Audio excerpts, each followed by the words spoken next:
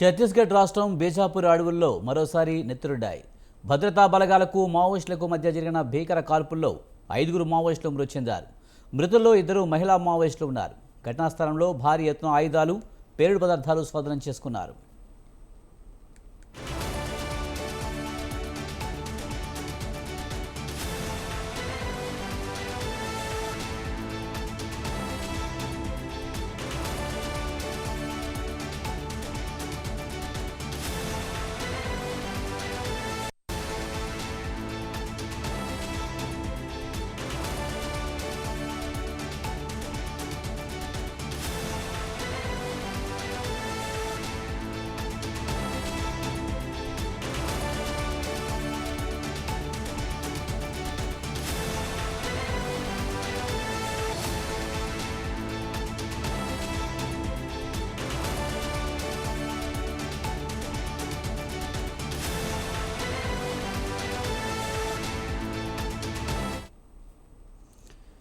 ఛత్తీస్గఢ్ రాష్ట్రం బీజాపూర్ అడవులు మరోసారి నెత్తురుడాయి. భద్రతా బలగాలకు మావోయిస్టులకు మధ్య జరిగిన భీకర కాల్పుల్లో 5 మావోయిస్టులు మృతి చెందారు. మృతుల్లో 2 మహిళా మావోయిస్టులు ఉన్నారు. ఘటనా స్థలంలో భారీ ఎత్తున ఆయుధాలు, పేలుడు పదార్థాలు స్వాధీనం చేసుకున్నారు. ఇక దీనిపై మరింత సమాచారాన్ని మా కరెస్పాండెంట్ వెంకట్రావు అందిస్తారు. వెంకట్రావు, ఛత్తీస్గఢ్ రాష్ట్రం బీజాపూర్ అడవుల్లో భద్రతా బలగాలకు మావోయిస్టులకు జరిగిన భీకర కాల్పుల్లో 5 మావోయిస్టులు చనిపోయినట్టు తెలుస్తుంది. పూర్తి సమాచారం ఏంటి? విజయ్, బీజాపూర్ జిల్లా నేషనల్ పార్క్ అటవీ ప్రాంతంలో జరిగిన ఎదురు కాల్పుల్లో 5 మావోయిస్టులు చెందినట్టు తెలుస్తుంది. దీంట్లో 2 మహిళా మావోయిస్టులు కూడా ఉన్నట్టు సమాచారం. ఇంకా పూర్తి వివరాలు అందవలసి ఉంది. వరుసగా 3వ రోజు ఈ ఎదురు కాల్పులు చేసుకున్న సంఘటనలు జరుగుతున్నాయి. మొదటి రోజున సుధాకర్ అనే నేషనల్ సభ్యుడు, రాష్ట్ర కేంద్ర కమిటీ సభ్యుడైనటువంటి సుధాకర్ అనేదిగా నిన్న జరిగినటువంటి ఎన్కౌంటర్ లో రాష్ట్ర స్థాయి నాయకుడు వదెల్లు అలియాస్ భాస్కర్ మృతి చెందారు. అదేవిధంగా ఈ రోజు మరో 5 మావోయిస్టులు మృతి చెందినట్టు తెలుస్తా ఉంది.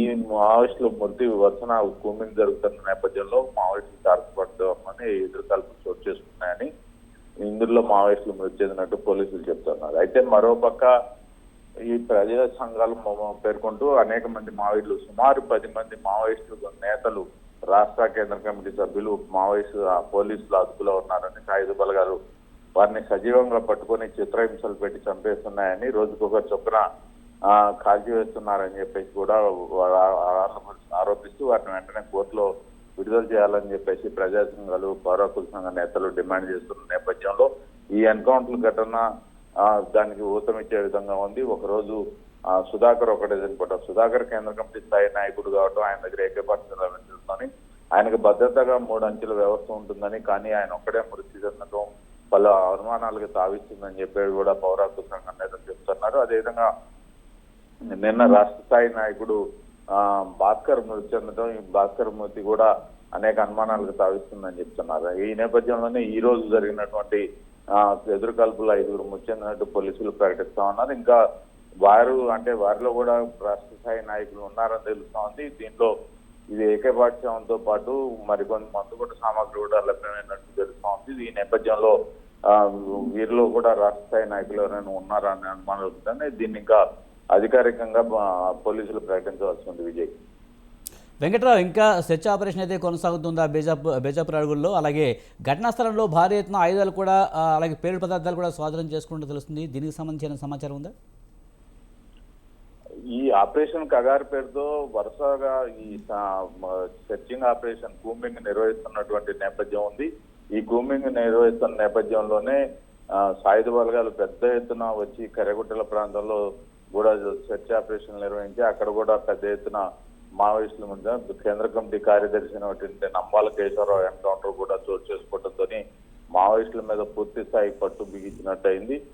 ఇదే విధంగా కేంద్రం ప్రకటిస్తున్నట్టు 2026 కల్లా మావోయిస్ట్ రహిత సమాజాన్ని నిర్మిస్తామని చెప్పి కేంద్రం ప్రకటిస్తున్న నేపథ్యంలో ఈ కూంబింగ్ ఇంకా కొనసాగుతూనే ఉంది. ఈ కూంబింగ్ నేపథ్యంలో వరుసన ఇప్పుడు ఈ రోజు బీజాపూర్ జిల్లా నేషనల్ పార్క్ అటవీ ప్రాంతంలో ఈ కూంబింగ్ కొనసాగుతుంది. ఈ కూంబింగ్ లో ఇవాళ 3వ రోజు వరుస సంఘటనలు జరిగాయి. 3వ రోజు కూడా ఎన్కౌంటర్ లో అనేక మంది మావోయిస్టులు మృతి చెందడం జరిగింది. Vijay, right, thank you Venkatrao.